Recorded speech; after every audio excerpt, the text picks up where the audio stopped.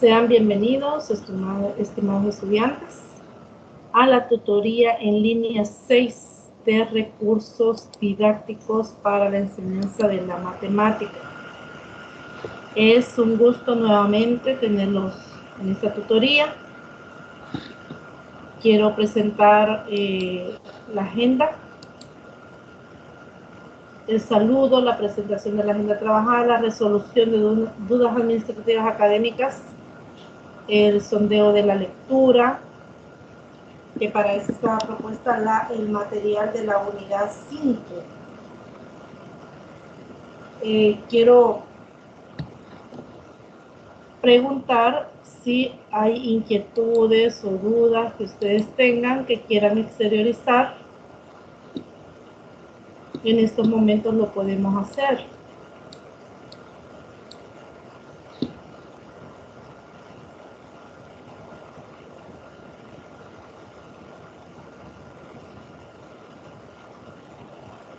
¿No hay dudas o inquietudes?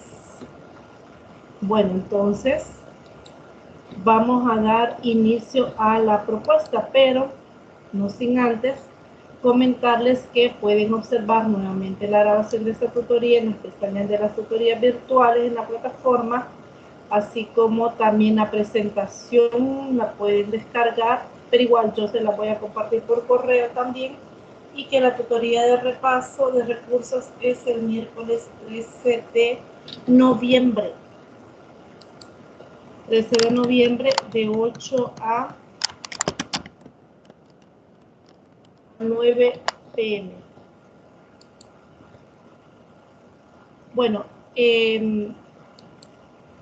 comentarles, recordarles que la segunda parte del foro académico vence el 25 de noviembre.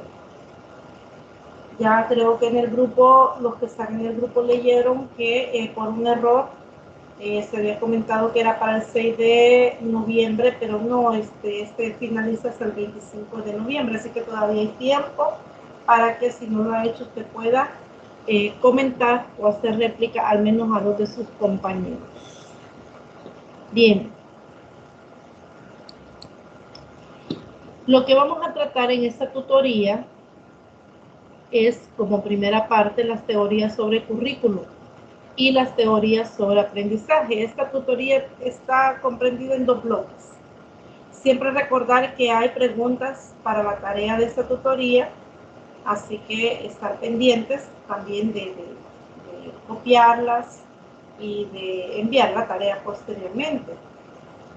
La teoría sobre el currículo, que es una de las primeras partes de este numeral 1, condiciona la selección y mediación de los recursos y medios.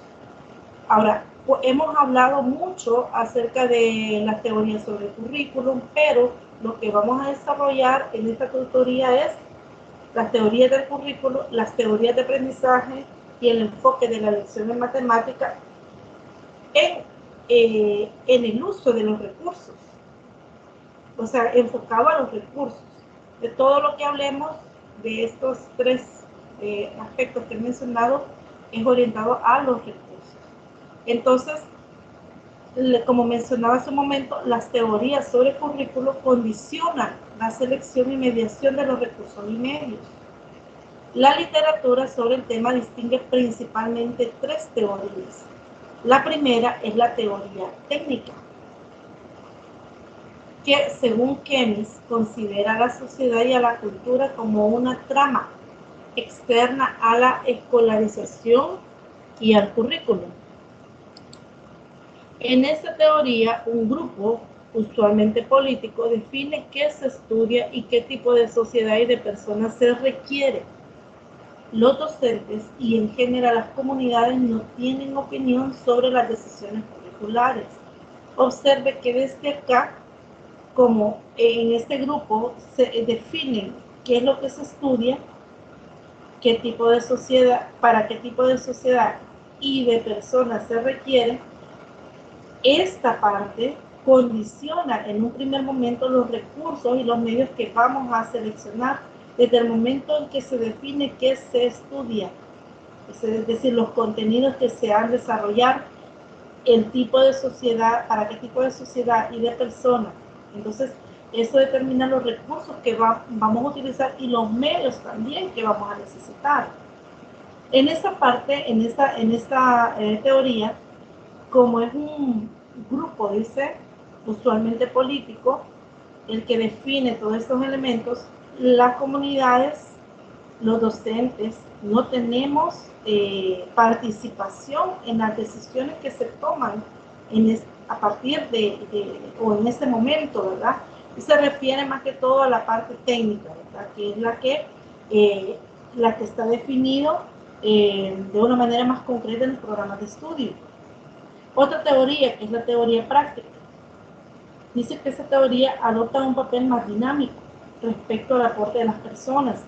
Asume que cada quien en su entorno va a tener actuaciones correctas. Además, los seres humanos se forman con altos niveles de conciencia y sus actuaciones están encauzadas dentro de una ética que busca el bien común.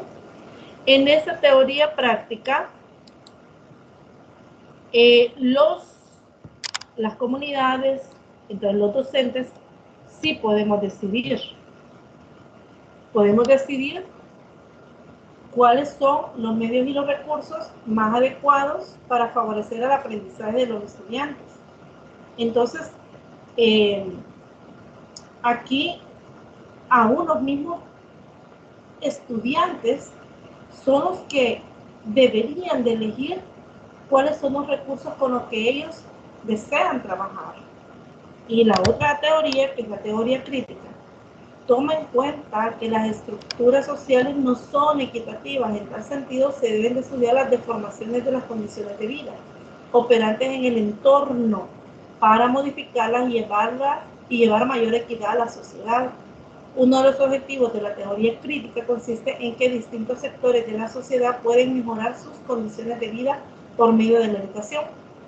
Esta última parte será posible si mejorar las condiciones de vida por medio de la educación implica poder brindarle a los estudiantes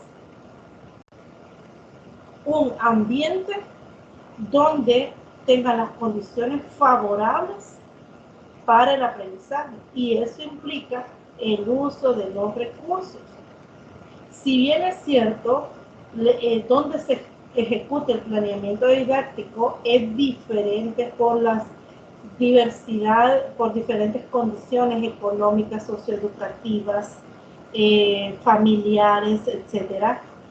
Pero por eso es que se modifican, se hacen unas modificaciones modificaciones a las condiciones, para que independientemente a dónde se desarrolle el planeamiento didáctico, brinde las oportunidades a los estudiantes para que ellos puedan aprender. Y de ahí que, nuevamente, tomamos como punto de partida el diagnóstico, porque nos va a ayudar a determinar cuáles son los recursos con los que contamos, cuáles son las condiciones económicas de las familias, de la institución también, y para poder elegir los recursos didácticos adecuados, desde los recursos donde sea posible tener los recursos tecnológicos, los recursos didácticos, material concreto, dependiendo de la capacidad económica, tanto de la familia como de los recursos de la institución. Entonces, debemos de adecuar nuestro planeamiento didáctico en relación a esa realidad educativa. Sobre las teorías de aprendizaje, hemos oído hablar de la teoría del aprendizaje significativo. ¿Qué entienden ustedes sobre este concepto de aprendizaje significativo?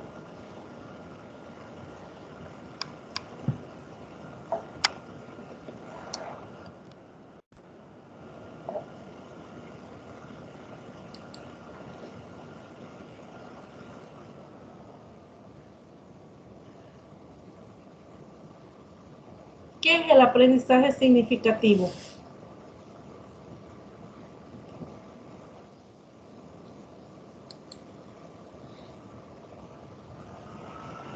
Juana, bienvenida. Un gusto tenerla en esta tutoría.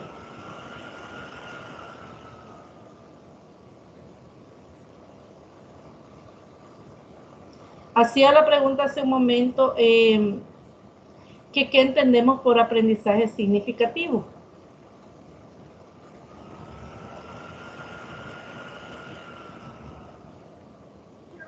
Eso de aprendizaje significativo, licenciada, yo lo he escuchado mucho en inclusión.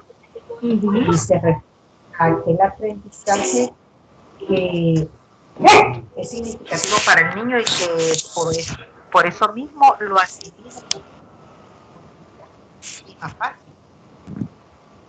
La oigo muy lejitos y con interferencia, Claudia. Hoy no la escucho muy bien. ¿Me decía? Que el lenguaje significativo Hoy sí. yo lo he escuchado en inclusiva. ¿Sí? Y que se refiere a aquellos aprendizajes que son significativos para el estudiante, o sea, que son más fáciles de comprender y asimilar y de interiorizar para aprender. Muy bien, gracias, Claudia. ¿Quién más puede aportar a este concepto? Dice Juana, escribe, cuando el alumno logra aplicar los conocimientos a situaciones de la vida real, cuando comprende los contenidos, no los memoriza. Muy bien, también. Muy bien, gracias, Claudia y Juana. ¿Alguien más que quiera compartir?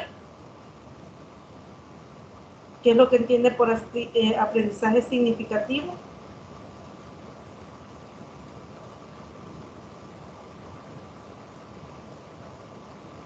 Bueno, en realidad eso es lo que Claudia y Juana expresan, escribe Juana. Ese es el aprendizaje significativo, es decir, que el alumno comprenda para qué, le encuentra el sentido, para qué está, para qué se le está proponiendo las actividades de construcción del conocimiento en ciertos contenidos, ¿para qué? Entonces, Juana menciona que el alumno logre aplicar los conocimientos a situaciones de la vida real.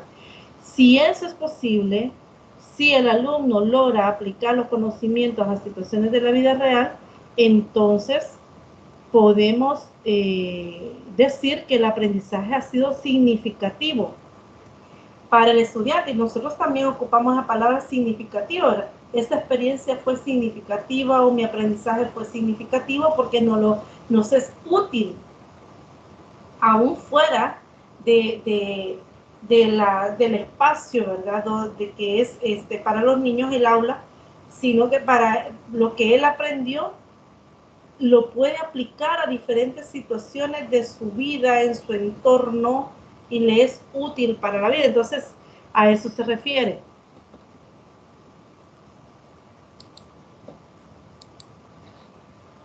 Entonces, en cuanto a la selección de los recursos, también David Altshuler, que es el que propone esta teoría, plantea también que la selección de los recursos y de los medios debe de ser significativo para el estudiante. Dice,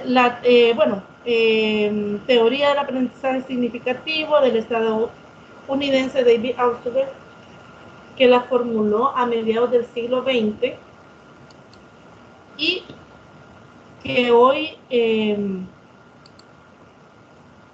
permítame,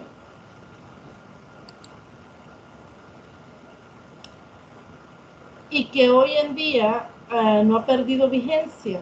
La teoría es muy amplia, sin embargo, en lo que se refiere a los medios, recursos y su mediación, plantea que estos deben de tener significado lógico, o sea, que se relacionen con la estructura cognitiva previa del estudiante.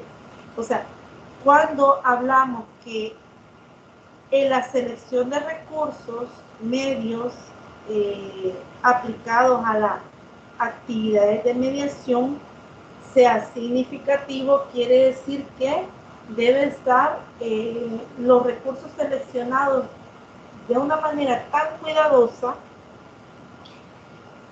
en donde se haya tomado en cuenta el desarrollo cognitivo de los estudiantes, y mencionábamos hace un rato que este desarrollo no solamente cognitivo, sino que también dentro del área psicomotora, es decir, que el uso o manipulación del uso del recurso didáctico no debe de causar o no debe representar dificultad en los estudiantes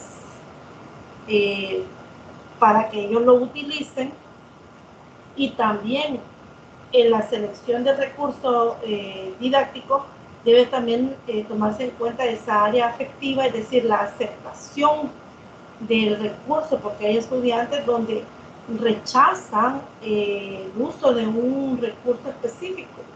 Entonces, no hay prácticamente esa parte afectiva, como que no es muy, no se pone de manifiesto de una forma positiva, sino negativa. Hay una parte que ya más adelante lo vamos a mencionar, y es que el alumno debería de seleccionar los recursos con los que debe trabajar hasta cierto punto. Debería, pero en la práctica no es así, sino que en la mayor parte de los casos, si no es que casi en su totalidad, es el docente quien lo selecciona de antemano, pero si él lo va a seleccionar, dado que a él le recae la responsabilidad de la selección de estos recursos y medios, debe tener en cuenta que los recursos no deben causar ni apatía, ni sentimientos negativos, ni dificultad en la utilización de los mismos. Y por un lado, a través de la información con la que ya cuenta el docente, debe de tener conocimiento del desarrollo cognitivo o la estructura cognitiva del estudiante para poderlo seleccionar. A eso se refiere también que el uso, la selección de los recursos, medios y mediación debe ser significativo. Cuando hablamos de estilos de aprendizaje, ¿a qué se refiere los estilos de aprendizaje? Hemos escuchado esta palabra y dice, los estudiantes aprenden de acuerdo a su estilo de aprendizaje. ¿Pero a qué se refiere esos estilos de aprendizaje?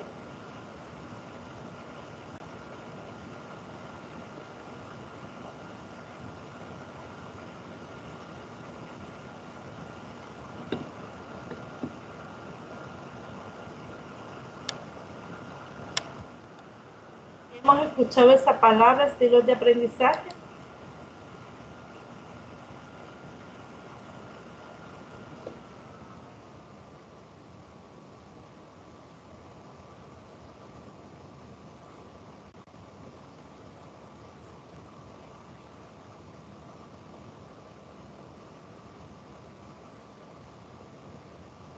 Yo estoy segura que sí.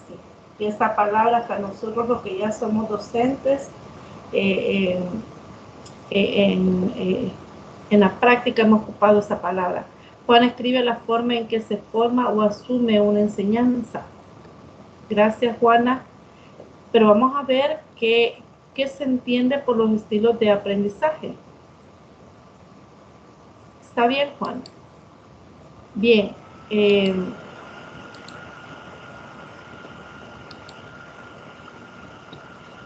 Los estilos de aprendizaje se definen como los rasgos cognitivos, afectivos y fisiológicos que sirven como indicadores relativamente estables de cómo los discentes perciben, interaccionan y responden a sus ambientes de aprendizaje, es decir, cómo ellos responden, interaccionan, trabajan con sus compañeros, cómo ellos se desenvuelven en el aula, cómo ellos aprenden, están determinados por estos rasgos cognitivos, afectivos y fisiológicos. Son rasgos individuales. Por eso es que decimos que cada estudiante aprende con su estilo de aprendizaje. Son 4 los que se pueden reconocer de los estilos de aprendizaje, Y si bien es cierto, no es que un estudiante aprende o está de manifiesto solo un estilo de aprendizaje.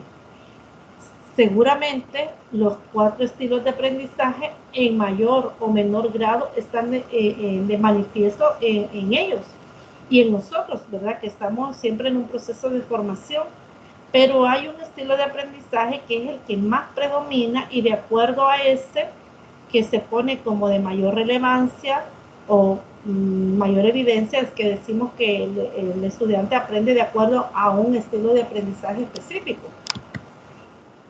Estos estilos de aprendizaje que yo menciono son estos, divergente, asimilador, convergente y acomodador. En el estilo divergente, los estudiantes prefieren aprender basándose en observaciones reflexivas, es decir, dado que cada uno aprende de acuerdo a sus propias observaciones, que son reflexivas, estas son diferentes. Si bien es cierto, pueden haber observaciones reflexivas comunes entre algunos, pero no son, posiblemente, no son observaciones reflexivas en común para todo el grupo. Por eso son divergentes, porque pueden ser diferentes o pueden haber rasgos que no son comunes para todo el grupo, sino para un grupo dentro de este gran grupo, pero entonces, dado que no son en común para todo el grupo, hay diferentes observaciones reflexivas y válidas, posiblemente válidas, porque recuerden que los estudiantes perciben la realidad de diferentes formas. En el estilo asimilador, en este estilo asimilador, prevalece el análisis, este estilo de aprendizaje. Hay estudiantes que aprende a través de la realización del análisis de la situación que se le presenta. El estilo de aprendizaje convergente, ese es el centro de este estilo, es el sentido común. Y finalmente, en el acomodador, prefieren los sentimientos acompañados de la acción. Entonces, vuelvo a repetir, en los estudiantes o los que aprendemos, los que estamos aprendiendo, seguramente en algún grado menor o mayor están presentes quizás los 4 o algunos. Yo pienso que han de estar presentes los 4, pero en menor grado unos más que otros. Pero, como vuelvo a repetir, dependiendo de cuál se pone de mayor manifiesto de evidencia, es que se determina que un estudiante aprende de acuerdo a un tipo de estilo de aprendizaje. Vemos entonces acá la zona de desarrollo próximo, que es uno de los conceptos que fue planteado ¿por quién? ¿Alguien se recuerda quién o sabe quién ocupa por primera vez y es el que digamos, define esta palabra de zona de desarrollo próximo?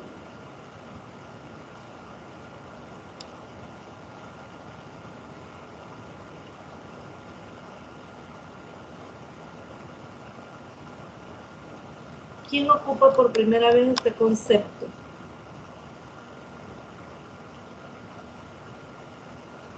¿Alguien se recuerda?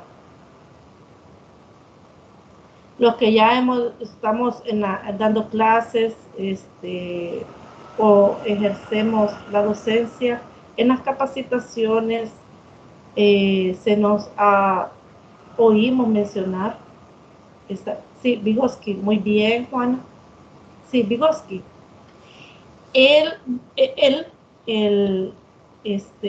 Vygotsky es el promotor del constructivismo.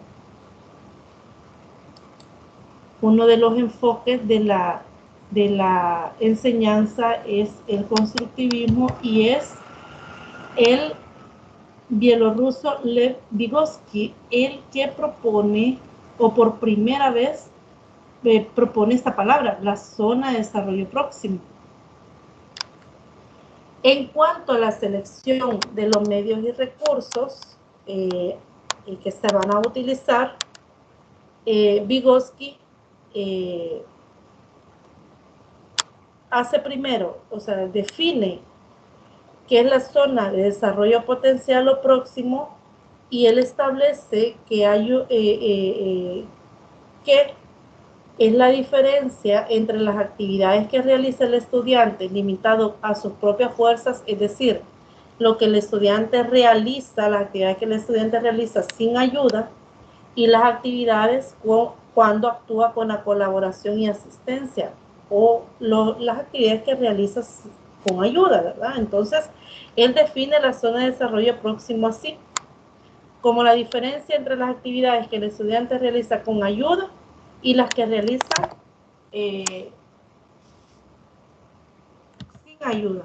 Entonces, la selección, también en la selección de los recursos y medios, el docente ha de tomar en cuenta también la zona de desarrollo próximo, y dependiendo de los contenidos que se desarrollen, cuáles son los objetivos también, porque recuerde que podemos abordar un contenido, pero dado que un contenido puede estar dividido en otros subcontenidos, el docente ha de seleccionar los recursos y los medios más adecuados para poder lograr que el aprendizaje de los estudiantes, de tal manera que las actividades que él desarrolle utilizando los recursos y medios determinados le permitan alcanzar esa autonomía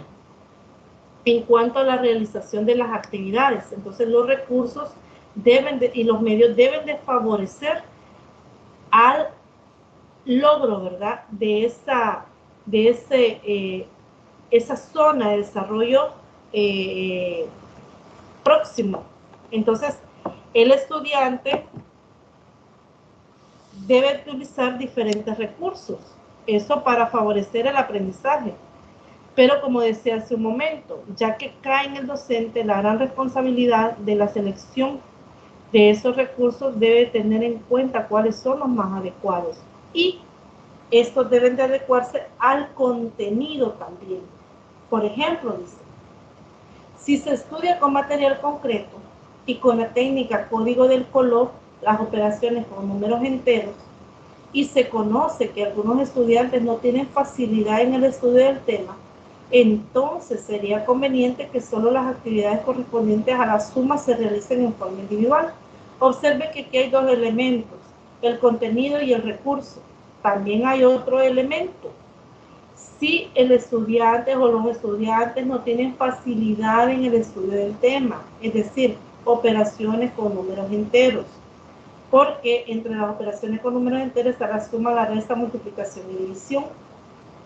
Entonces, acá para el uso de este recurso, que es la técnica código de color, en donde una ficha de un color, hay dos fichas de dos colores específicamente. Una ficha de un color representa las cantidades positivas y la otra ficha las cantidades negativas. Entonces,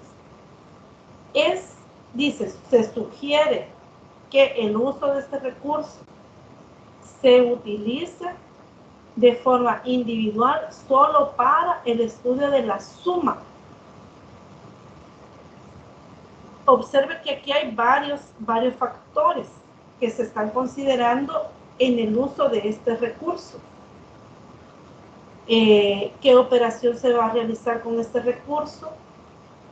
¿Cómo se va a realizar? Si será de forma individual o de forma grupal.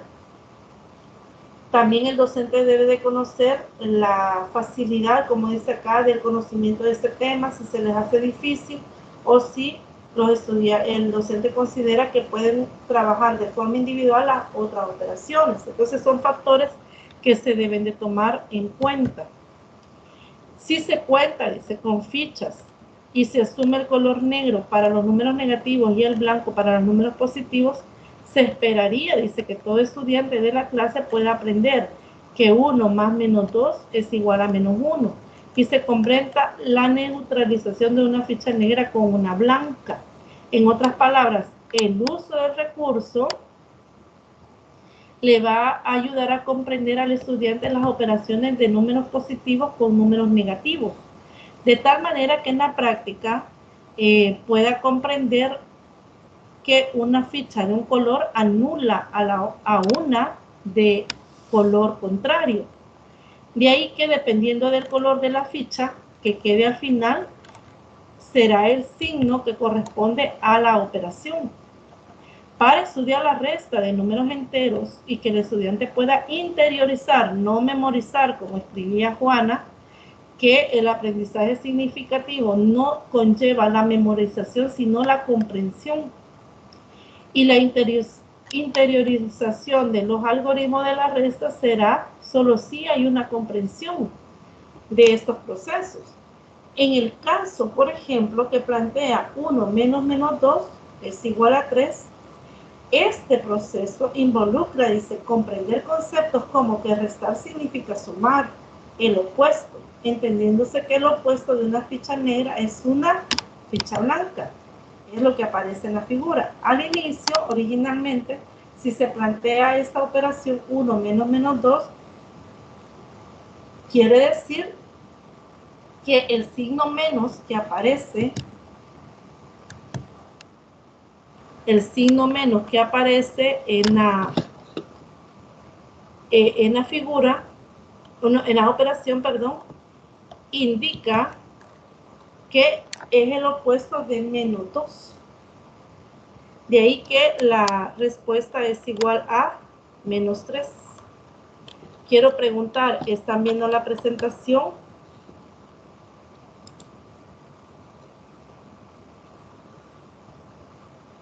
No. No sé en qué momento dejé de compartirlo. Gracias, Joemir. Hoy sí lo pueden observar.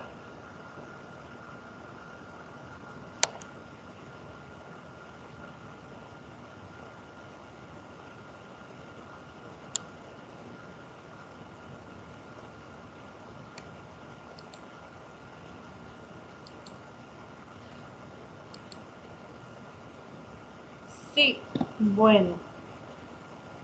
Gracias. Bueno, creo que voy a regresar acá.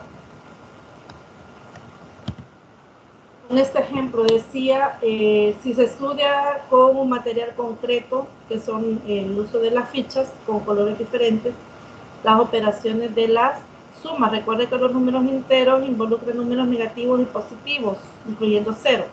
Pero si tenemos esta operación,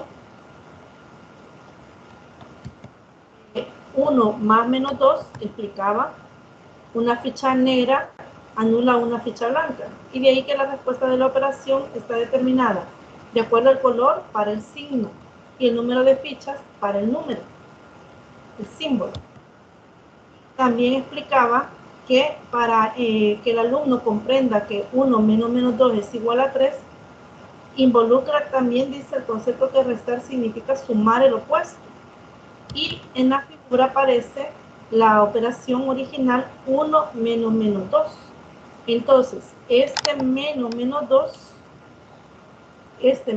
2 indica que el opuesto de menos 2, que están representadas por 2 fichas negras, representan 2 fichas blancas, porque es el opuesto de menos 2 es 2, los números positivos representados con fichas blancas. El cambio de las fichas negras a las fichas blancas permite que el estudiante pueda determinar que esa operación es igual a 3. La actividad se puede realizarse en equipos conformados por el docente, donde en cada grupo exista al menos un estudiante con facilidades en el estudio del tema. Importante, cuando realicemos grupos de trabajo, es recomendable que se involucren en cada grupo diferentes tipos de estudiantes. Es incorrecto formar grupos de estudiantes solo de los más aventajados y y realizar grupos con las diferentes características, es decir, que tengan características en común de aprendizaje no es conveniente. Entonces, es necesario siempre identificar cuáles alumnos son aventajados en el aprendizaje del contenido y poder involucrarlo en los diferentes equipos de trabajo. Observe que esta operación se puede realizar en equipo dado que hay una dificultad de la comprensión de la resta de números enteros, que no necesariamente al final la operación sería una resta, como en este caso al final esto es una suma. Una mediación como la anterior no solo conlleva la aplicación de la teoría, sino que también promueven aspectos como la confianza en el estudiante y la cooperación grupal. ¿Han observado ustedes que cuando uno pregunta, cuando tenemos al grupo y pregunta, y lo he observado yo también en el desarrollo de los talleres a la que tuve la oportunidad y el gusto de trabajar con ustedes, observaba que si hago preguntas, si hice varias, de general, solo unos cuantos respondían, pero lo que puedo observar que ya trabajando en grupos tienen la confianza con los mismos compañeros de poder interactuar y poder compartir sus ideas y poder trabajar en equipo. Esa es una de las ventajas que se logra cuando se forman grupos de trabajo, que los estudiantes pueden ser que no sepan la respuesta, pero son muy tímidos para poder participar, o el miedo a ser ridiculizados si da una respuesta, si no da una respuesta correcta, eso los lleva a ellos a no participar. Pero dado la confianza que ellos se tienen, ellos pueden interactuar sin miedo a llegar a equivocarse. Entonces esa es una de las ventajas del trabajo colaborativo, ¿verdad? El trabajo también que ellos realizan con el grupo. Esto en cuanto a las zonas de desarrollo próximo y la selección de los recursos y los medios que servirán para la mediación con los contenidos. ¿Hay alguna pregunta hasta acá? Ese es un ejemplo de uno de los recursos que se pueden utilizar y las diferentes consideraciones que se deben de tener en cuenta. ¿Hay preguntas respecto a esta parte?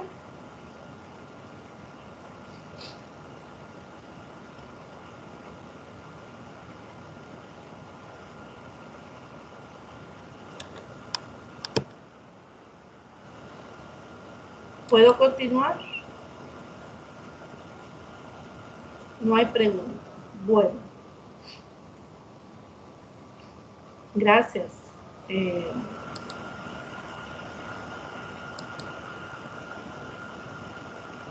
Bien. Otro de los conceptos y de los términos que hablamos mucho son las inteligencias múltiples.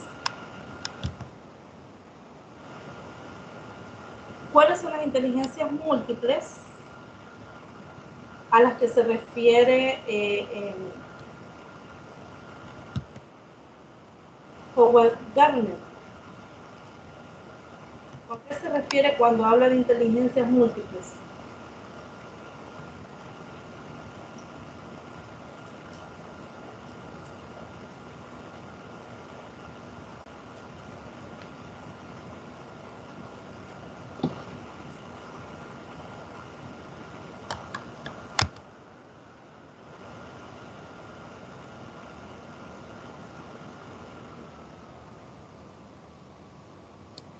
¿O no hemos escuchado ese concepto de inteligencias múltiples?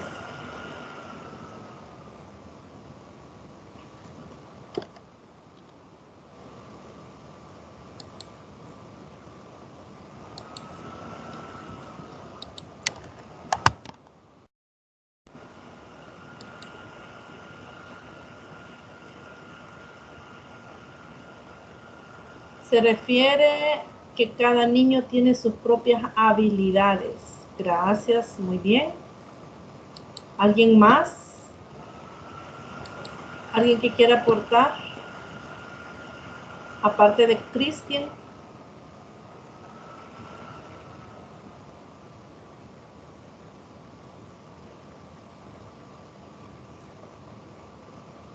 Hemos ocupado esa palabra, ¿verdad? Y la utilizamos mucho. De hecho, de igual manera como los estilos de aprendizaje, que de una o de mayor o menor grado están presentes en cada uno de nosotros al momento de aprender, pero también en los estudiantes y en nosotros. En general, todos, independientemente dentro del contexto o qué es lo que estemos aprendiendo, tenemos diferentes formas, diferentes habilidades, como menciona Cristian, diferentes habilidades que se ponen de manifiesto en el momento o en el momento de aprender. Algunos de estos aspectos, algunas de estas habilidades se ponen de mayor manifiesto que de otros, de ahí que de manera similar a como decimos que un estudiante aprende de acuerdo a un estilo de aprendizaje específico, también decimos que un estudiante, en el caso del campo educativo, predomina más cierto tipo de inteligencia. Howard Gardner, que es el plantea la teoría de las inteligencias múltiples, señala que en algún grado en las personas se encuentran 8 inteligencias múltiples: la lingüística, la lógico-matemática, la espacial, la kinestésica, corporal, la musical, interpersonal, intrapersonal. Algunos teóricos hoy agregan a estas inteligencias la inteligencia naturalista, que es el amor, es el cuidado, son las habilidades que se ponen de manifiesto en esta parte, el amor y el cuidado a los recursos naturales. Entonces, aparecen esas inteligencias. En cuanto a la selección y a la selección de recursos y medios, también deben de tomarse en cuenta las inteligencias múltiples. Para el desarrollo de la lección, en matemática específicamente, existen numerosos enfoques, pero entre ellos destacan dos: el que se enfoca en el desarrollo de los contenidos y el que se centra en el estudiante. Cuando nosotros desarrollamos una lección en matemática, vamos a determinar cuál es el enfoque, o vamos a seleccionar cuál es el enfoque. El enfoque de desarrollo de contenidos tiende fundamentalmente al conocimiento, los hechos, metodologías y técnicas, donde el cumplimiento de los objetivos de contenidos definidos es primordial. Usualmente el estudiante mantiene un rol pasivo y el proceso de enseñanza se centra en el docente, considerándose este como un instructor. Observe que el estudiante no es el que toma el papel protagónico. No son los procesos los que fundamentales, los procesos de aprendizaje del estudiante, sino que es el cumplimiento de los objetivos y los contenidos. Este es el enfoque de desarrollo de contenidos. El enfoque hacia el estudiante tiende por énfasis el desarrollo de la persona por medio de una educación integral del ser humano. Además, este enfoque toma en cuenta la adquisición de estructuras y procesos internos en cada uno de los estudiantes. También le brinda gran importancia a pensar, razonar y percibir. Asimismo, dice, uno de los fines de este enfoque es que se tomen en cuenta los conocimientos previos de los estudiantes para que integre adecuadamente la mediación del contenido y se construyan los nuevos conceptos. Igualmente, cobra relevancia los problemas del entorno y el trabajo colaborativo. Pregunto,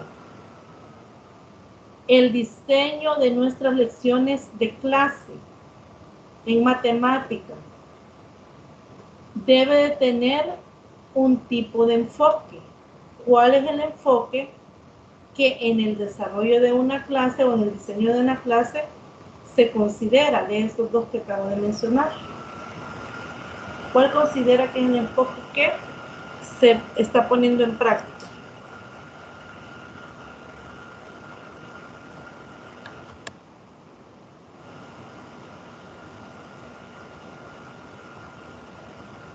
Sobre las inteligencias múltiples, Zulma había respondido: las inteligencias múltiples es aquella que desarrollamos cada uno de nosotros. Muy bien. Y referente a la pregunta que acabo de hacer, ¿cuál es el enfoque que adoptamos en el diseño y ejecución de las lecciones en matemáticas?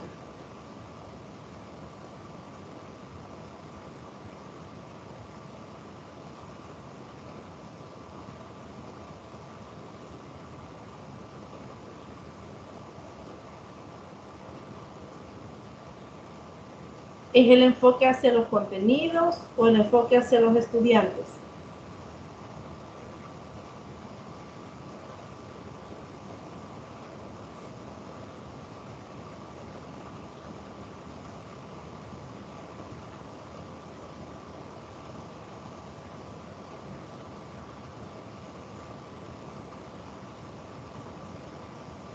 De acuerdo a la forma, bueno, de acuerdo a los lineamientos del Ministerio de Educación, se puede pensar que el enfoque que se adopta en el planeamiento didáctico y las lecciones de clase es el enfoque hacia el estudiante, porque observe que si usted observa,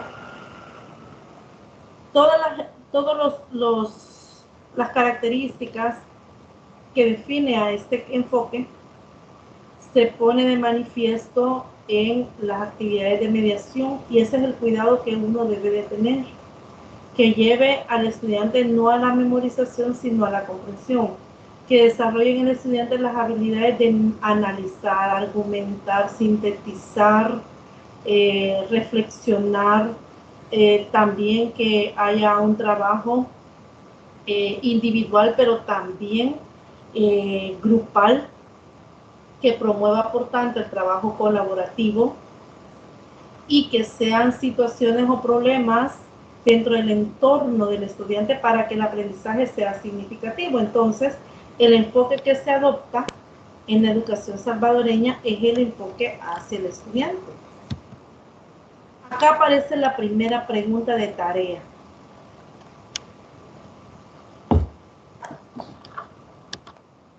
Compartir.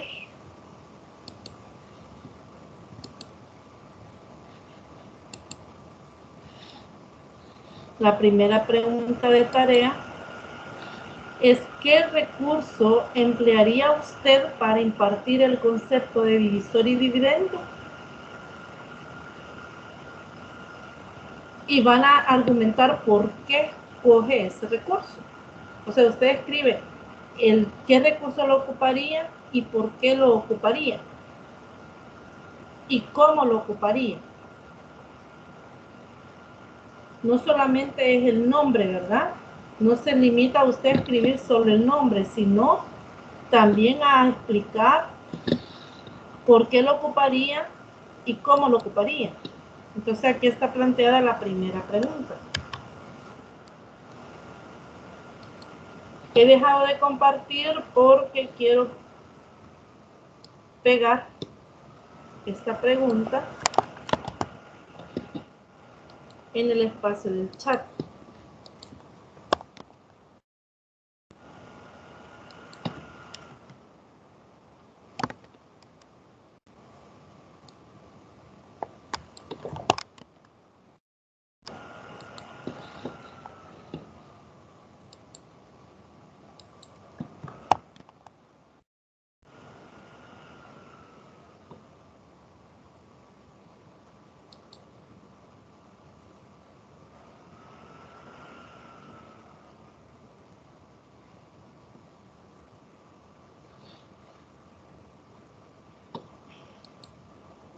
Ahí está la primera pregunta: ¿qué recurso emplearía usted para impartir el concepto de divisor y dividendo?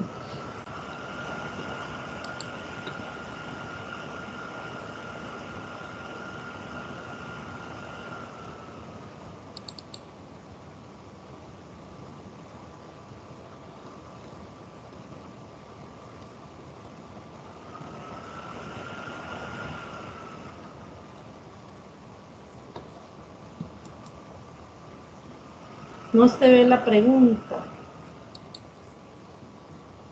No lo mira en el chat. Es que dejé de compartir, Claudia, para poder hacerlas compartir. Pero ya lo voy a enfocar.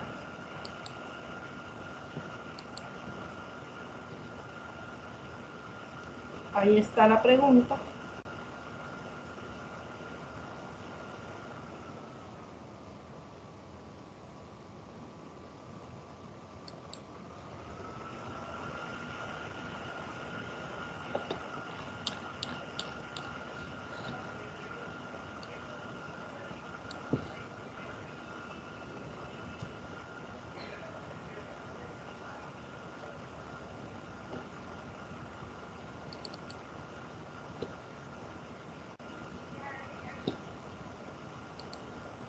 Hay preguntas respecto a esta parte que hemos abordado. Estilos de aprendizaje, zona de desarrollo próximo. Cómo todos estos elementos, conceptos, deben de tomarse en cuenta al momento de seleccionar el recurso y el medio. ¿Qué tantas veces han visto exponiendo para que se están cometiendo alguna oratoria? ¿Mande? No sé qué. Yo no he dicho que doy clases de eso o algo, solamente te he preguntado. No te digo con quién estás. Pues sí, pero de manera figurada. Ya conociendo a esta criatura. De todo. Hay preguntas respecto a lo...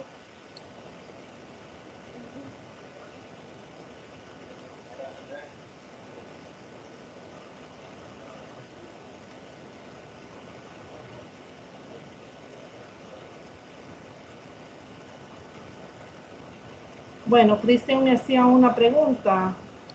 Estoy leyendo por aquí.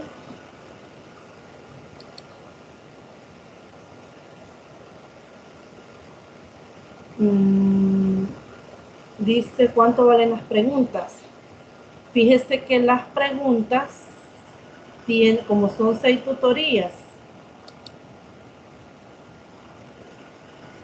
tienen un porcentaje en total del 10%.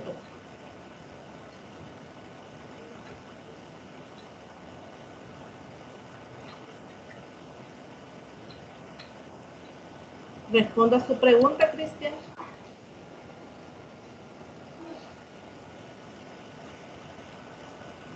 Bueno. Bien. Voy a continuar con el desarrollo del contenido propuesto para esta tutoría. En relación a los objetivos y contenidos, ¿qué es lo que vamos a tomar en cuenta para la selección del recurso y los medios? La teoría manifiesta que los objetivos y contenidos a desarrollar también inciden en el tipo de recursos o medios que se utilizan. Sin embargo, con una adecuada mediación, el empleo de estos últimos puede ser diverso y extenderse a distintas áreas de la matemática. Ustedes, de acuerdo a su experiencia, han observado que un recurso didáctico se puede ocupar para el abordaje o el estudio de diferentes contenidos. También, en un mismo contenido, depende de los objetivos de aprendizaje, el recurso se puede utilizar de diferentes formas para diversos usos. Hay diferentes recursos y medios, pero algo que no pasa de moda y que es el que tenemos más a la mano, y hoy mayormente en matemática, en básica, en media, que tienen los libros de mate, la pizarra y el libro son los recursos primarios, son los que siempre nos apoyamos, los docentes, y son los que no pasan de moda y sirven de mediación independientemente del objetivo o contenido. Otro de los recursos que podemos utilizar es el doblado de papel, el portasegmentos y la regla, y el compás, que se asocian a objetivos de geometría.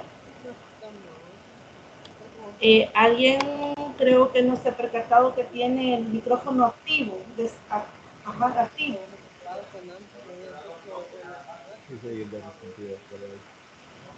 Ya me lo hice como 4 veces.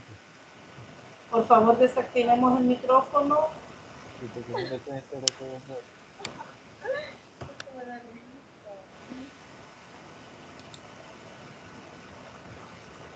Estoy viendo el video.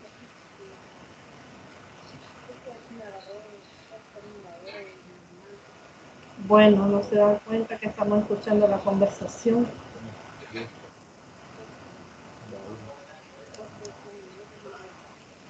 No puedo decir aquí el hospital y que Bueno. Bien, continuamos.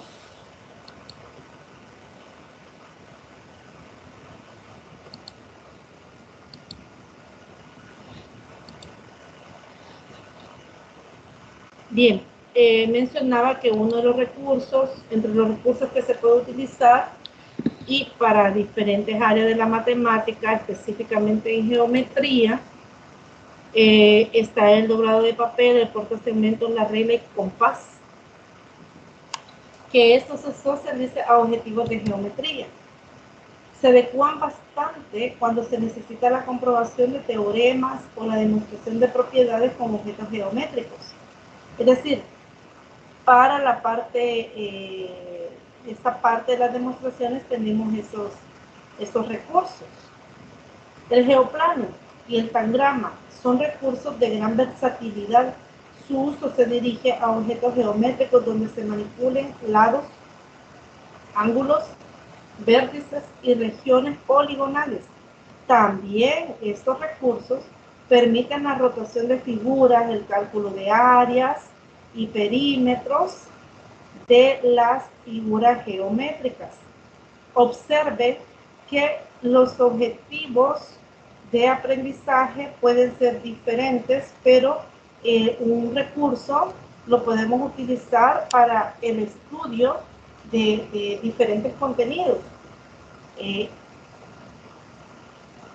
Y vemos entonces que un recurso didáctico puede tener diferentes usos.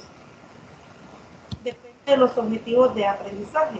La calculadora es otro recurso que se puede aplicar a diversos objetivos y contenidos. Su uso puede marcar como una herramienta de cálculo cuando el estudiante adquiere el dominio de conceptos y procesos, donde solo la necesita para cálculos finales. Un ejemplo de ellos es lo que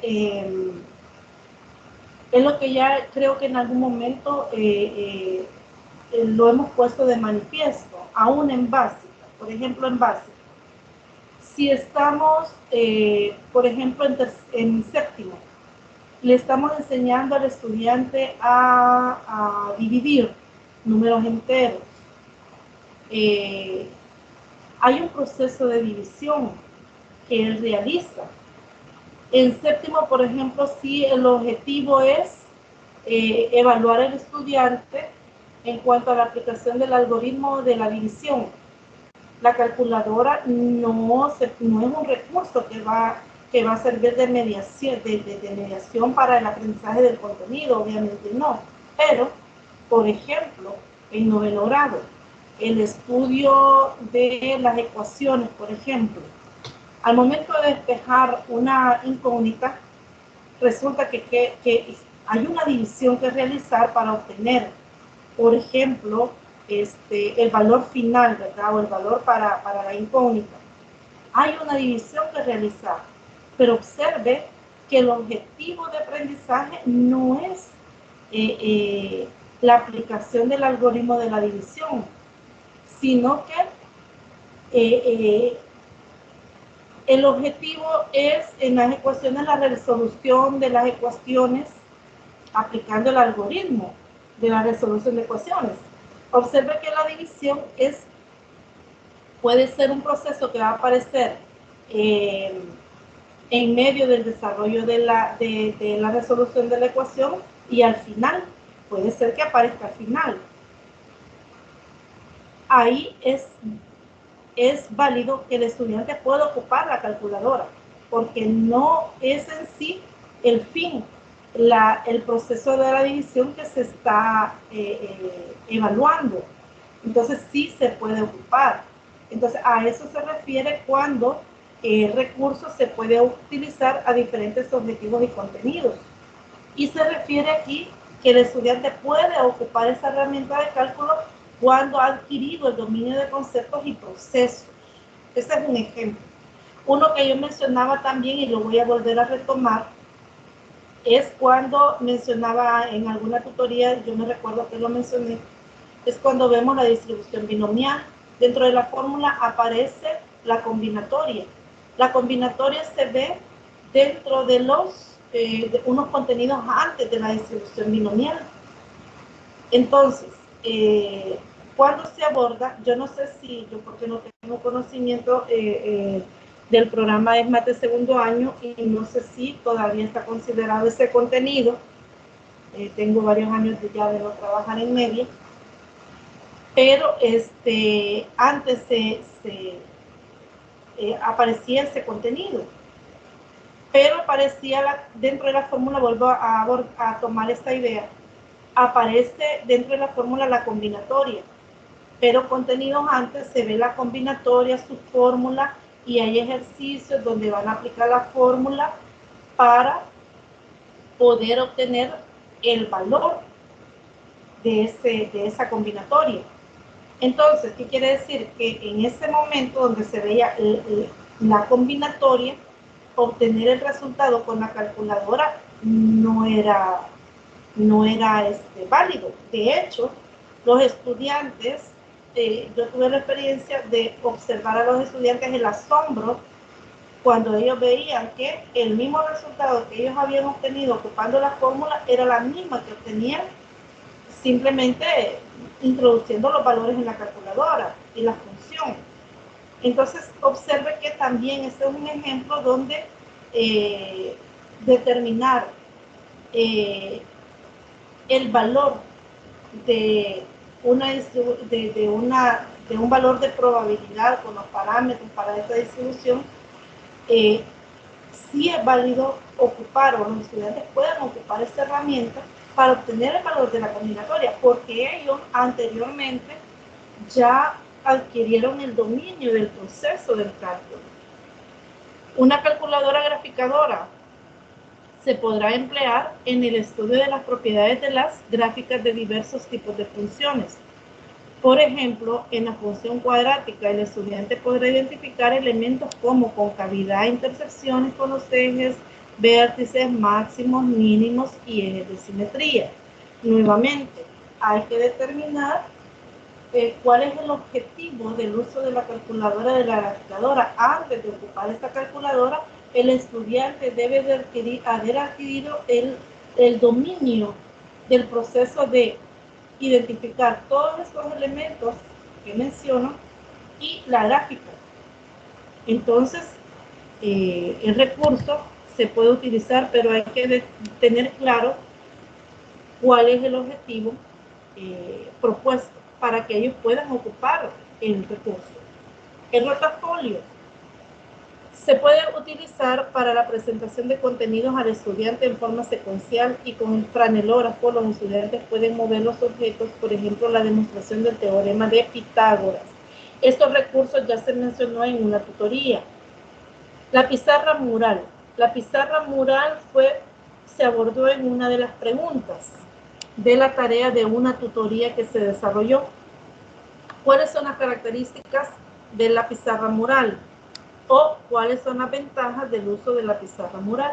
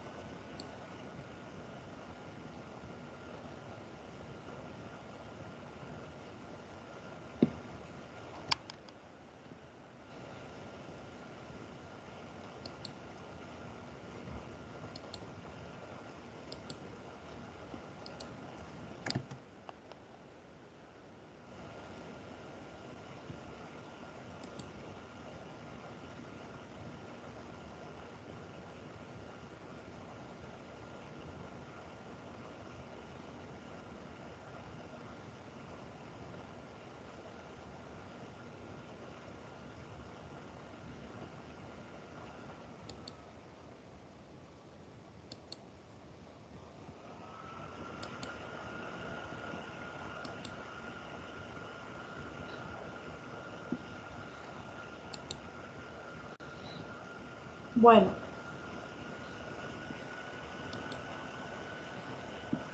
la pizarra mural dice que se adapta a diversos objetivos y contenidos. Se podrá utilizar para que los estudiantes se expresen en relación con el tema que se desarrolla en clase. Por ejemplo, si el tema de estudio es simetría, en la pizarra se pueden incluir figuras simétricas de distintos tipos. Observemos acá la ilustración de una pizarra mural. La ventaja de la pizarra mural es que puede usted utilizarla para diferentes objetivos, integrar material para diferentes contenidos, etc.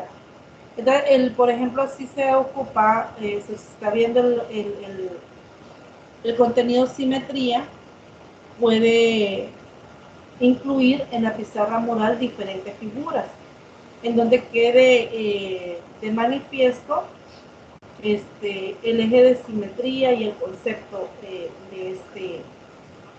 a partir de estas ilustraciones. Luego tenemos también para la selección de los recursos y los medios otro elemento importante, aparte de lo que ya se mencionó, que es la evaluación diagnóstica. La evaluación diagnóstica tiene por objetivo establecer si el estudiante tiene dominio de los contenidos que incluyen conocimientos previos necesarios para el desarrollo de la lección. Además, permite identificar habilidades, destrezas e intereses que van a influir en la selección de recursos. Observe que en este párrafo está comprendido las tres áreas de conocimiento de los estudiantes, que son el área cognitiva, el área psicomotora y el área afectiva. Por tanto, la evaluación diagnóstica realizarla es importante porque nos va a permitir obtener la información de los estudiantes en estas tres áreas y eso va a determinar los recursos y los medios que vamos a utilizar. El uso de medios y recursos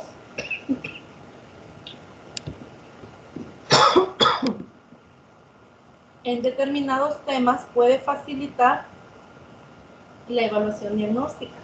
Para ello se requiere de creatividad por parte del docente, algo que se mencionó ya en planeamiento didáctico.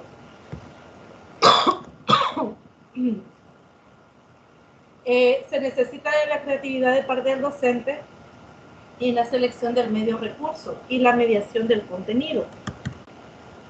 Por ejemplo, dice, si se estudian áreas de figuras planas y se desea conocer, me permiten un momento, por favor, no se vayan a retirar, me permiten un minutito.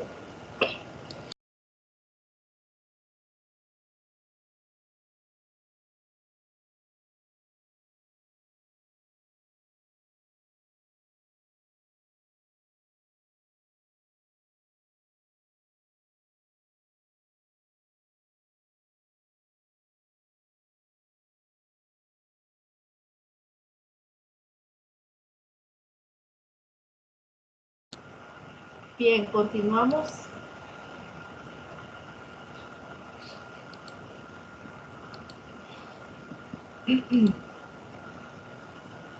Decía, por ejemplo, si se estudian áreas de figuras planas y se desea conocer si el estudiante puede identificarlas, se podría utilizar un rotafolio en donde el estudiante va a tener la oportunidad de mover los franelogramas y agrupar el nombre con la figura. Observe entonces que si el uso del franelógrafo es un recurso adecuado para este tipo de contenido. La identificación de las figuras en un primer momento. La ventaja de que acá lo menciona, que las piezas son móviles, ¿verdad? Entonces la clasificación de las figuras sería bastante fácil para el estudiante, ya que puede mover las piezas. Por ejemplo, también Si se va a estudiar áreas de polígonos regulares y se desea conocer si los estudiantes recuerdan los nombres de los polígonos, un recurso adecuado es el crucigrama. Se puede hacer de forma análoga, es decir, con material concreto, o se puede utilizar algún software, ¿verdad?, que nos permita realizarlo en la computadora. Entonces, recuerde que tenemos, si es posible, el uso de la tecnología, hacer uso de echar mano, ¿verdad?, de la tecnología para poder realizar diferentes actividades y no solamente de forma análoga, como la mayor parte del tiempo elaboramos nuestros recursos. Dice, la evaluación diagnóstica también le permite al docente obtener información sobre si son suficientes los medios y recursos seleccionados para mediar el tema o necesita ampliarlos y realizar otro tipo de mediación. Considere el siguiente ejemplo. Si se va a comenzar con el tema de ángulos en la circunferencia, entonces es necesario que los estudiantes dominen conceptos básicos como circunferencia, círculo, radio, diámetro, recta tangente, recta secante y cuerda. En la tarea de seleccionar los medios, recursos y la mediación, el docente debe estar siempre valorando y equilibrando aspectos favorables y desfavorables, y sobre todo evaluando si la situación de aprendizaje diseñada les permitirá a los estudiantes asimilar los conceptos adecuados. En otras palabras, aunque ya se hayan seleccionado los medios y recursos que nosotros consideremos que van a favorecer el aprendizaje de los estudiantes, el docente siempre a través de la evaluación, también que ya lo mencionábamos, va a poder observar y tener una apreciación y valorar sobre el uso de los recursos y poder obtener o detectar aspectos favorables y desfavorables. En caso que sean desfavorables, considerar el uso de otros recursos. Y acá aparece la segunda pregunta, propuesta de la siguiente manera. La situación va así. Usted va a iniciar con el estudio del contenido de números racionales y debe de diagnosticar si sus estudiantes dominan las operaciones para sumar números enteros. ¿Qué medio o recurso y mediación utilizaría para realizar este diagnóstico? Entonces la pregunta es la que usted puede observar. De igual manera, voy a dejar de compartir para poder compartirles la pregunta en el chat.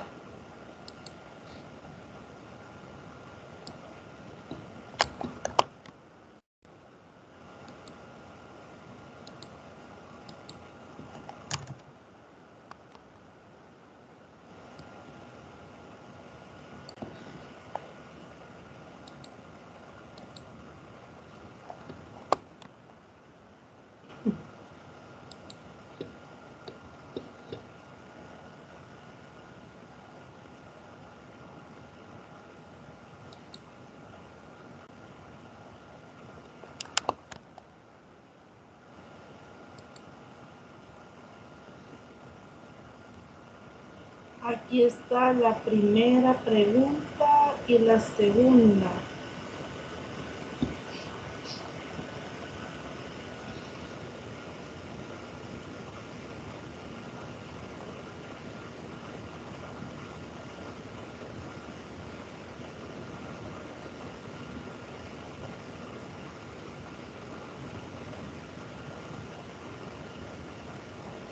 Bueno, ahí están las preguntas. Usted puede tomar copia.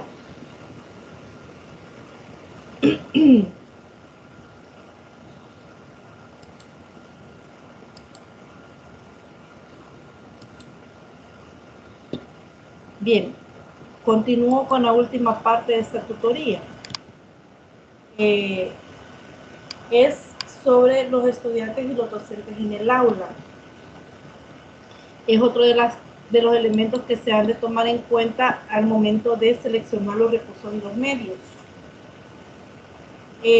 Respecto a los estudiantes, dice que para incorporar determinado medio de recurso a la mediación del contenido es importante que el docente conozca a los estudiantes de su clase, aspectos como el tiempo que emplean en realizar las actividades, el desarrollo genético o el desarrollo emocional,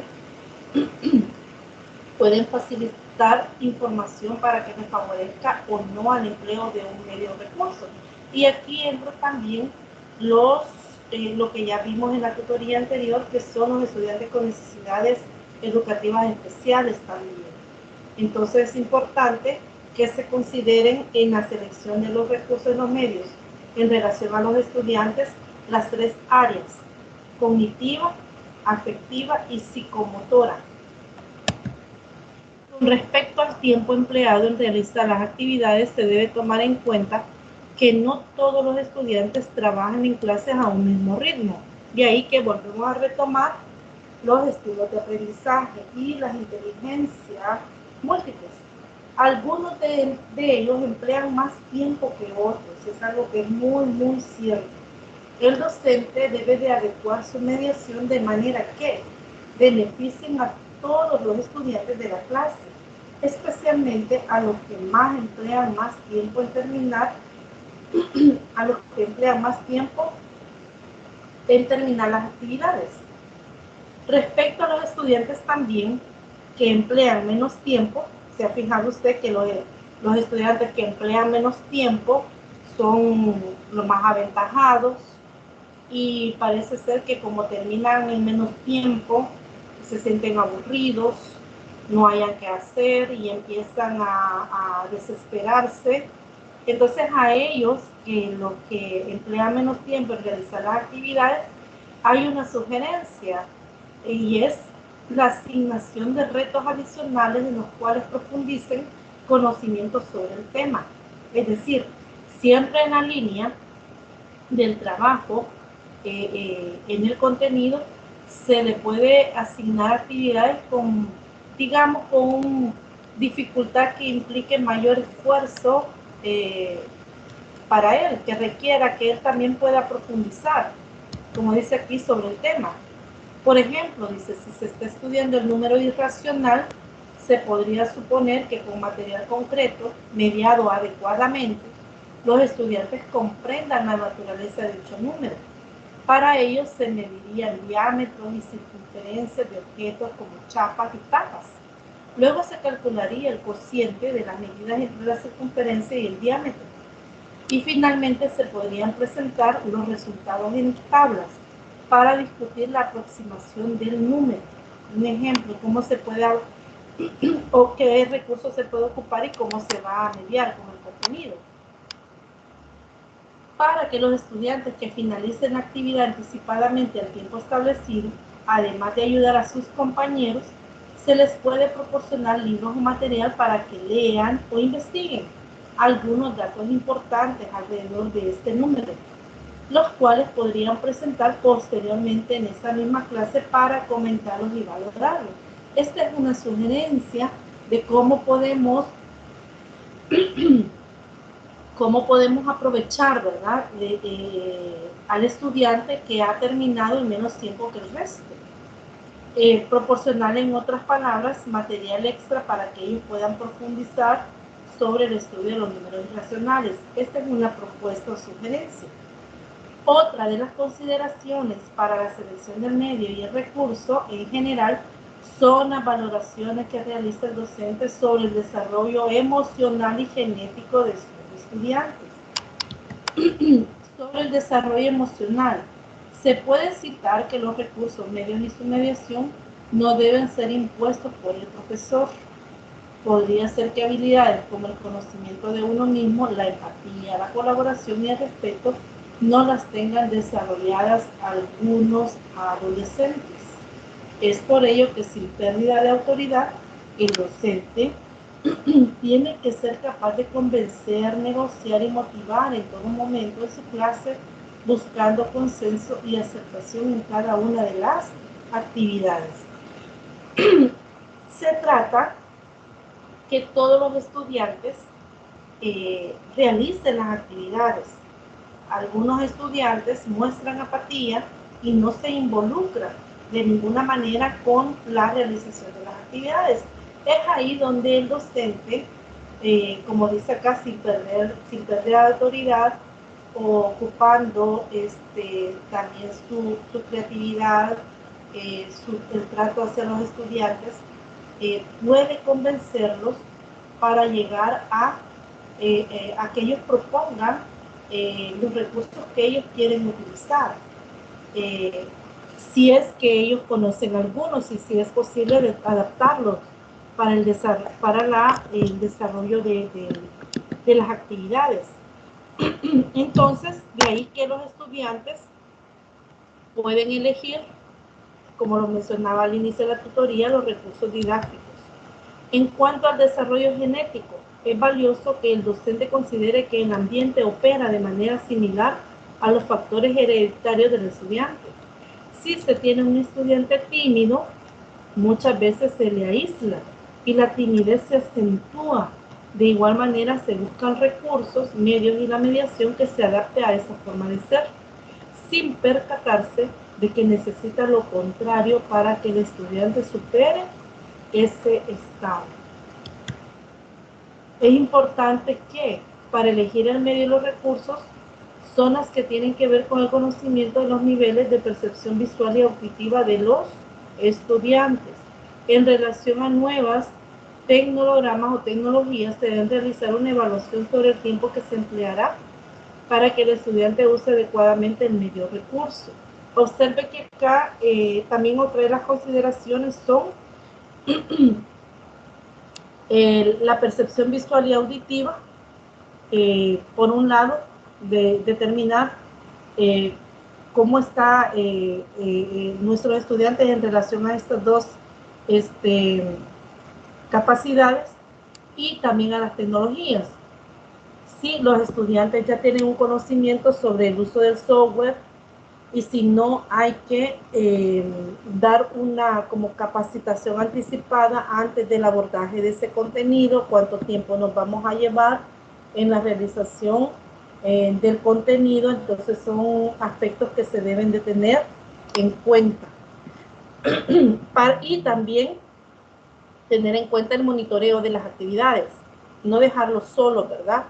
Más si se cuenta en el centro de cómputo con acceso a internet, o las computadoras también tienen instalados juegos. Entonces, si el docente no monitorea el trabajo que los estudiantes están realizando, puede ser que el estudiante pierda el tiempo y no realice las actividades que están propuestas. Es importante que se considere si el estudiante está o no motivado. Importante la motivación, y eso, como lo hablábamos en planeamiento didáctico, en la iniciación del contenido, en la mayor parte del interés que vamos a lograr en el estudiante está en esa fase.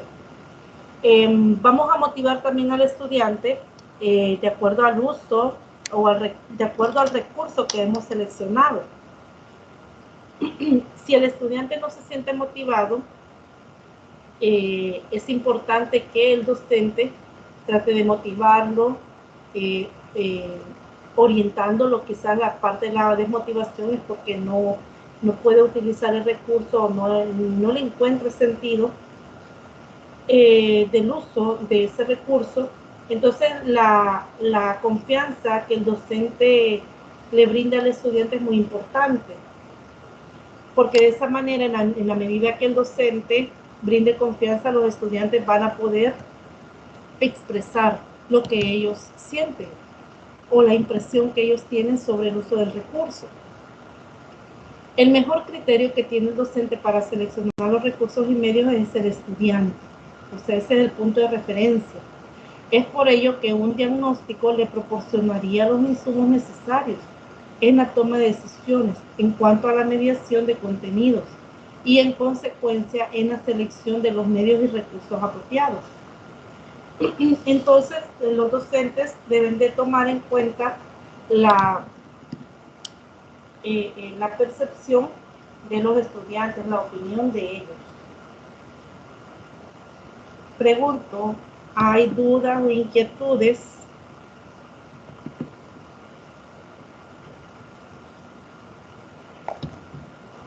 ¿Dudas o inquietudes respecto a esta parte, ya para finalizar la tutoría?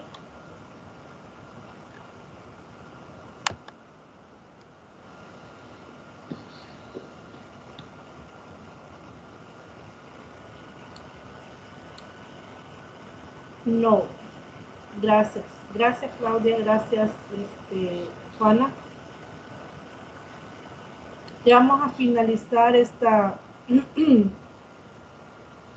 No, hay una tercera. Hay una tercera pregunta.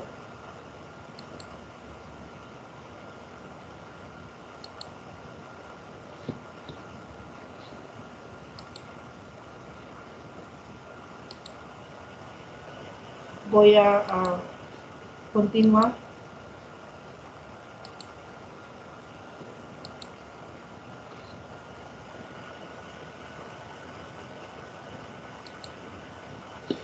Respecto a los docentes, en cuanto a la selección del recurso, también nosotros los docentes, para poder seleccionar un recurso y para poder plantear las actividades de mediación, debemos estar conscientes si conocemos el recurso y si no lo conocemos, a utilizarlo, ¿verdad? O sea, aprender a manejarlo, el dominio, ¿verdad?, del uso del recurso, en las diversas utilidades que podemos, que tiene el recurso, en qué contenidos lo podemos utilizar, etcétera.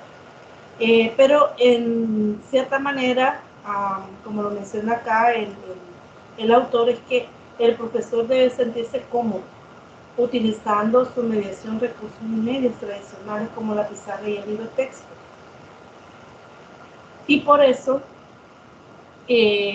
siendo que se siente cómodo con la utilización de la pizarra y el libro, no explora otras posibilidades, es decir, no indaga, no investiga, no elabora y mucho menos utiliza los diferentes recursos que existen y medios. El docente debe expresar también su opinión favorable o desfavorable sobre el uso de un determinado recurso y con el que debe estar o no de acuerdo.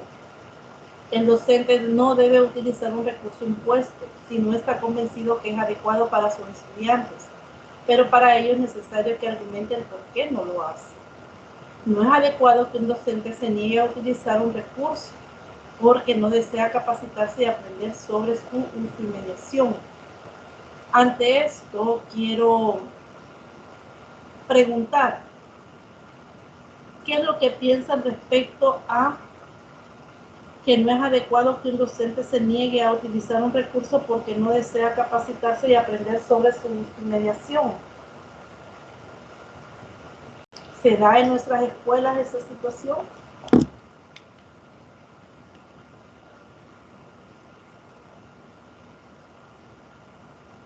¿Qué piensa Claudia o Juana,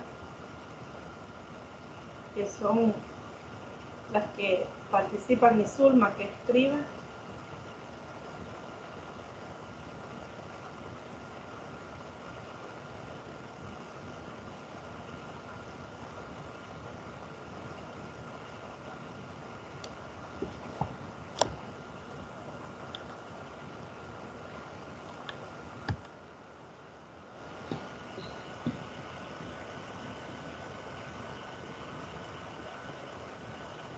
Dice Juana, si se da y por eso hay deficiencia en los resultados porque no usan otros medios más tradicionales. Gracias, Juana.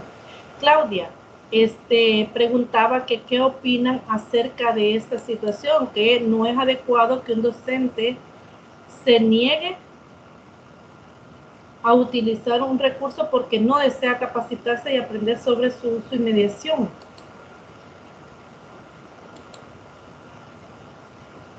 Juana comenta, esos docentes deberían buscar otro trabajo porque no quieren mejorar la calidad de educación. Eso se está dando ahorita, licenciada, con las capacitaciones que el ministerio está dando. Muchos no quieren. Por Mucho ejemplo, bien. cuando dan la de computación, cuando para eso del CIGES, para lo Ujú. de matrículas, lo del NIE, todo eso que se ha estado haciendo, muchos han estado renuentes a aprender Así y es. lo que hacen es pagar, ¿verdad? A otros porque les haga el trabajo porque no quieren irse actualizando. Y yo siento que si realmente somos docentes y realmente la vocación, si queremos trabajar en función de los estudiantes, pues debemos irnos actualizando, debemos de irnos haciendo amiguitos de la tecnología porque los tiempos cambian y en lugar de verlo como enemigo, debemos de verlo como un auxiliar, tanto para nosotros como para el estudiante. Exacto, Claudia. Muy bien, y Juana también expresaba, ¿verdad?, que hay docentes que no y que deben de buscarse otro trabajo. Fíjese que eso es cierto. Hoy, con lo que usted menciona, el ingreso de toda la información de forma virtual, muchos docentes no quieren asistir. Y son los docentes que tienen como ya años de trabajo y no sienten la utilidad, no ven la necesidad de aprender. De hecho, yo oí a un docente también decir eso, lo que usted mencionaba, que iba a pagar a alguien para que ingrese la información, pero no está yendo a las capacitaciones. Entonces, prácticamente no está cumpliendo con una de sus funciones. Algo también que mencionaba acá, y me recuerdo en el desarrollo del taller, es que en el taller, bueno, y durante todo el desarrollo de la asignatura, se les proporcionó diferentes recursos, no son todos, hay mucho más recursos, pero se les ha proporcionado como los recursos que se pueden utilizar en las aulas, algunos. Y en esa parte donde dice que el docente no debe utilizar un recurso impuesto, me recuerdo a que, dado que se les presentó diferentes recursos, ustedes pueden elegir cuál es el recurso más adecuado para los estudiantes y también que usted se sienta cómodo utilizarlo. Entonces, hay diferentes recursos. Apenas esa es una muestra de lo que se ve en esta asignatura, pero en la realización de las tareas, estaba yo leyendo algunas tareas que han enviado y proponen otro software que no se menciona como recurso, se menciona el GeoGebra, ¿verdad?, porque es más utilizado, pero hay otros recursos, software en matemáticas. Estaba leyendo en otras tareas también otros recursos de material concreto, muy bonitos también. Entonces, observe que tiene una variedad de recursos que pueden ser utilizados de forma adecuada y donde usted se sienta cómodo. Me recuerda a alguien y quizás sí lo voy a decir, a Marnie le escuché en un taller decir que en el primer taller me recuerdo que vimos las regletas de Cuisinay y utilizamos el material base 10 y ella encantada más con el material base 10. Entonces ella se sintió más cómoda, más a gusto utilizando ese recurso. Y así creo yo que eh, todos nos hemos sentido más a gusto, más cómodos, más motivados utilizando unos recursos más que otros. Pero también en la selección del recurso hay que tomar en cuenta otros factores, ¿verdad? El factor económico, los estudiantes, ¿verdad? Y en relación a todo lo que hemos venido mencionando, la inteligencia, el desarrollo, la zona de desarrollo próximo, el estilo de aprendizaje, etc. Entonces menciono esto porque acá dice que el docente no debe utilizar un recurso impuesto, y eso es muy cierto. Otras recomendaciones, ya para ir finalizando esta parte,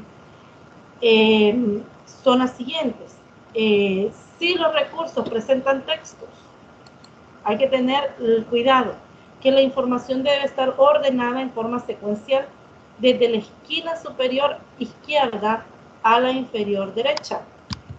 También, la topografía debe facilitar la lectura de todos los usuarios respecto al tipo de letra. Acá el texto recomienda un tipo de letra, pero de acuerdo a las normas APA y los libros que actualmente están imprimiendo, ocupan otros tipos de letras también.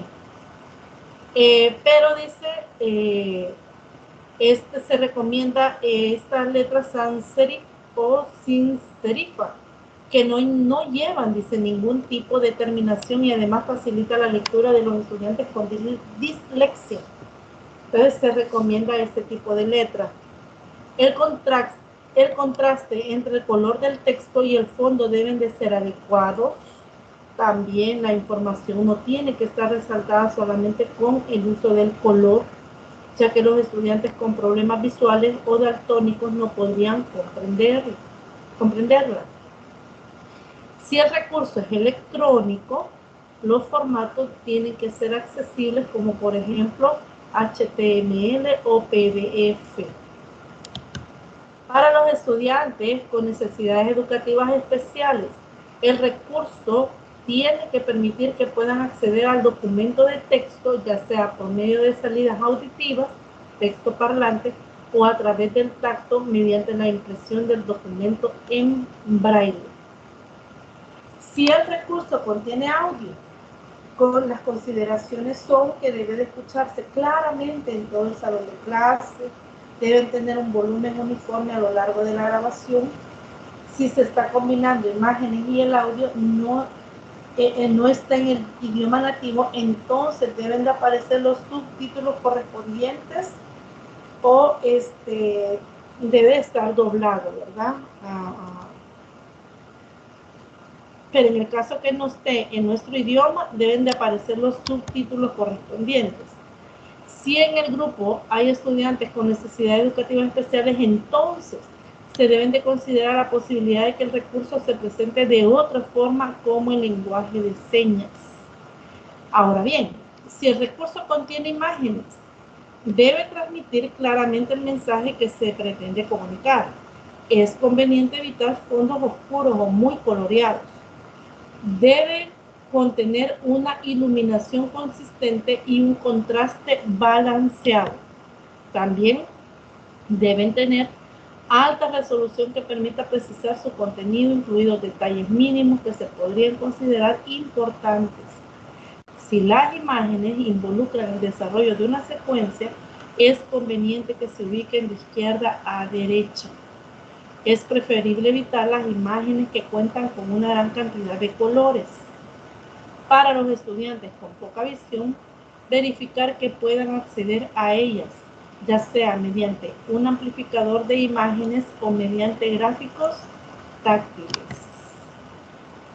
Y si el recurso contiene material digital, material multimedia, entonces se considera lo siguiente: combinar adecuadamente los medios para poder lograr buena comunicación, mostrar los conceptos principales en la interfase en orden lógico, permitir una navegación sencilla, preferir una mayoría de gráficos, imágenes, videos y sonidos sobre el texto, la legibilidad en los textos, la interactividad en todos sus menús y la adecuación del multimedia para los estudiantes con necesidades educativas especiales. Sobre el uso de adecuación a las necesidades técnicas. Desde el punto de vista de su uso, debe considerarse que los recursos didácticos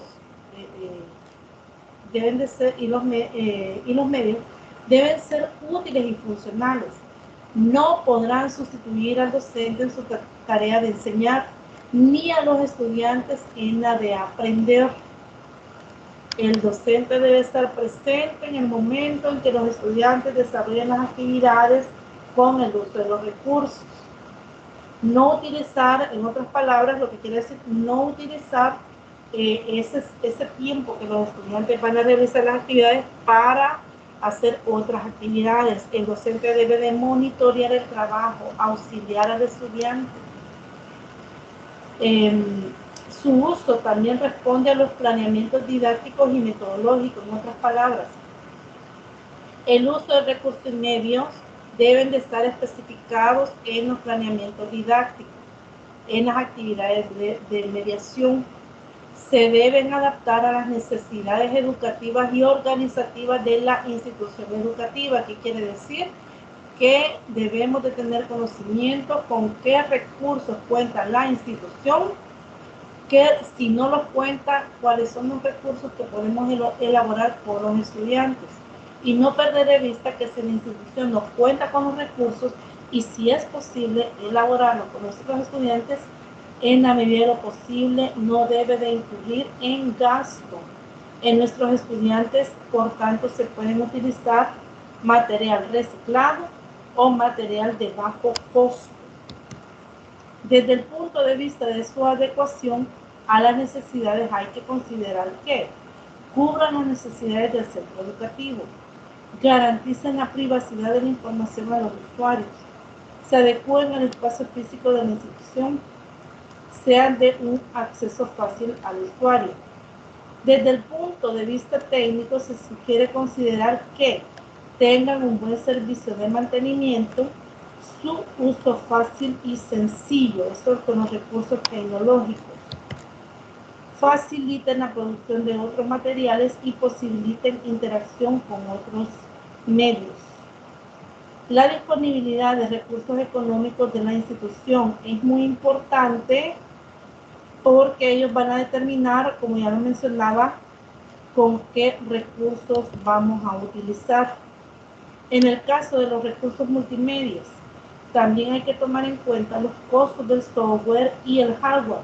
Aunque hoy, si usted se fija, podemos descargar de forma gratuita diferentes software. Entonces, hay otros que no se pueden, ¿verdad? Pero entonces se utilizan los software donde no implique un costo, ¿verdad? Descargarlo y poder utilizarlo.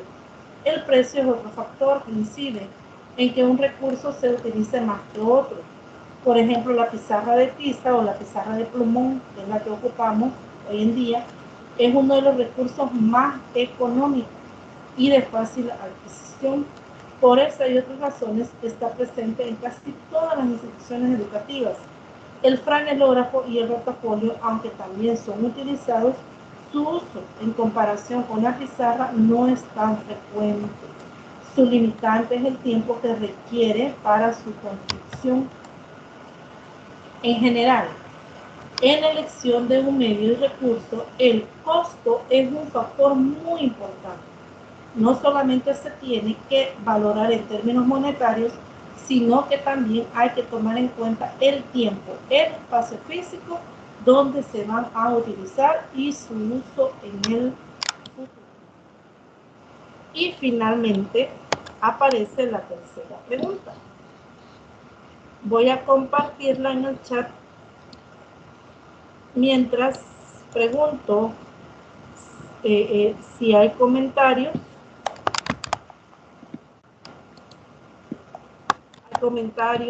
O hay dudas respecto a esta última parte.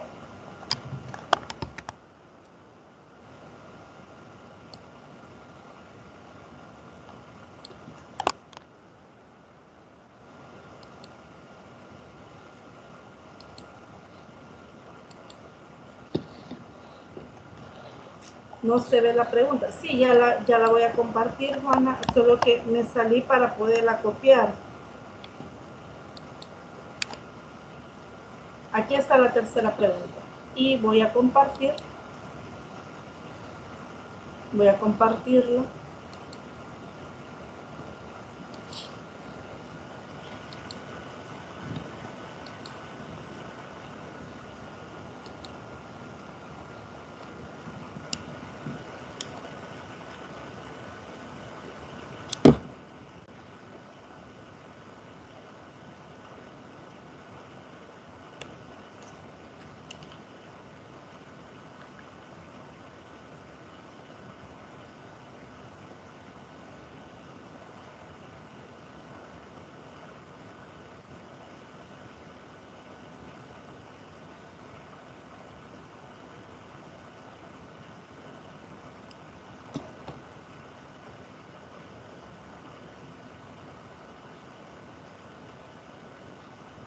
¿Hay preguntas o comentarios?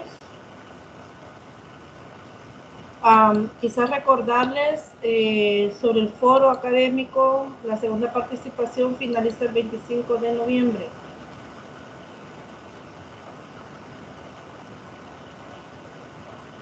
Licenciada. Dígame. Aquí en recursos prácticamente, no, recursos es verdad. Sí, recursos. Se me olviden cuál de las dos. Entonces tenemos 3 cosas. 1, la tutoría. 2, el informe del taller 3. Sí. Y el video. Y las preguntas. 3 cosas. Sí, las preguntas de la tutoría. Y el foro. Sí, el foro. Entonces aquí tenemos 5 cosas pendientes. Sí. Y en planeamiento ya no hay nada pendiente, ya está todo, solo la autoevaluación, ¿verdad? La autoevaluación y el parcial. Ajá. Y aquí, todavía hay mucho que hacer. El taller, el informe no lo he entendido mucho. Vamos a ver, vamos a aprovechar estos minutitos. Me voy a meter acá en recursos.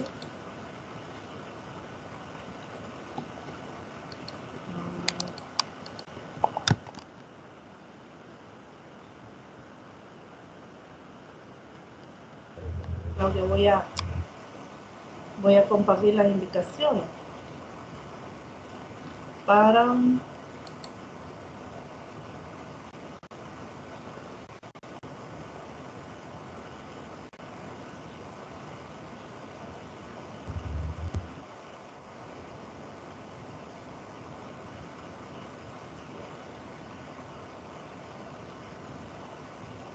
informe, instrucciones.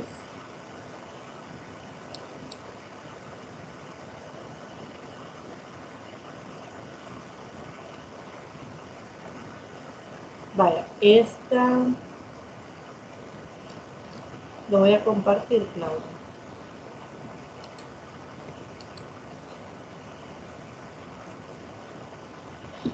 Fíjese que el video es la tarea prácticamente. Ya les voy a compartir el video de recursos. Es para la tarea, ¿verdad? La tarea 3. Sí. Sí. Es el video, pero el video tiene unos elementos que hay que considerar. Vaya, aquí está, Claudia, las indicaciones para el informe del taller. Ajá. Del 3 al 13 de noviembre está el periodo de entrega de la tarea. Ponderación 5%. ¿Cuál es para los que asistieron al taller? Ajá. Dice que el trabajo se elaborará con base a lo desarrollado en el taller 3 y en particular de la segunda y tercera unidad. O sea, los contenidos, ¿verdad? De tal forma que una vez desarrollado el taller 3 deberán realizar un informe de aplicación de los recursos de enseñanza-aprendizaje en los contenidos de la asignatura de matemáticas. Lo que se han trabajado en el taller 3 se encuentran geoplanos rectangulares y pueden utilizar otros de su conocimiento. Es decir, que si usted elabora el informe del taller 3, puede utilizar otro recurso, incluir otro recurso. Seleccionará un recurso didáctico que puede ser de los utilizados en el taller 3 u otro que sea de su conocimiento. Y seleccionará un contenido de cualquier nivel de educación básica o educación media, en donde describirá cómo el recurso sirve de mediador en la enseñanza de dicho contenido. Máximo de páginas que contendrá el informe, 5 páginas. O sea que así como ha realizado usted el informe de los otros talleres, va en la misma línea de trabajo.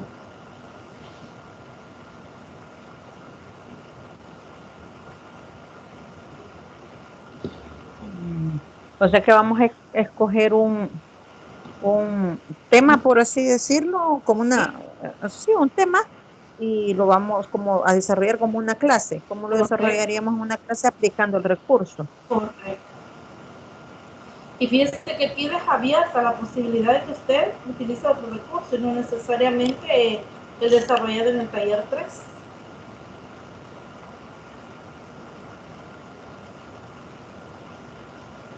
Ok.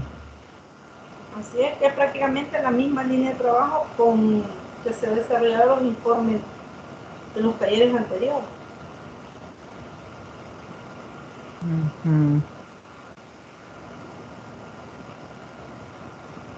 Así va.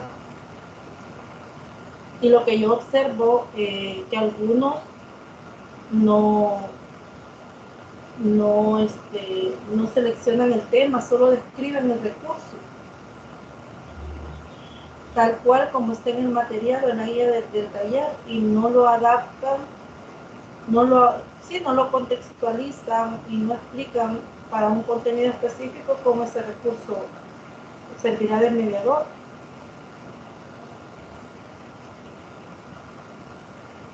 Ok.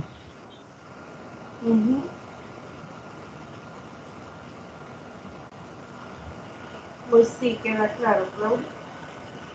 Sí, ya, licenciada.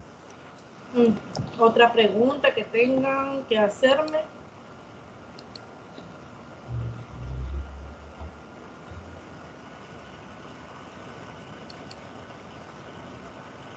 Solo hacer en referencia, ¿verdad? Que tomen en cuenta los lineamientos para la elaboración del video.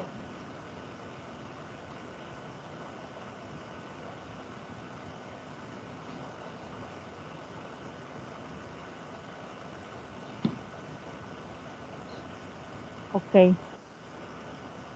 Bueno, si no hay preguntas o comentarios, finalizamos la tutoría de recursos didácticos. Está pendiente con la fecha de entrega de las tareas, con lo que falta, ¿verdad? Sí, licenciada. Bueno, que tengan un feliz fin de semana y bendiciones. Gracias, licenciada. Feliz fin de semana. Gracias igual, Claudia.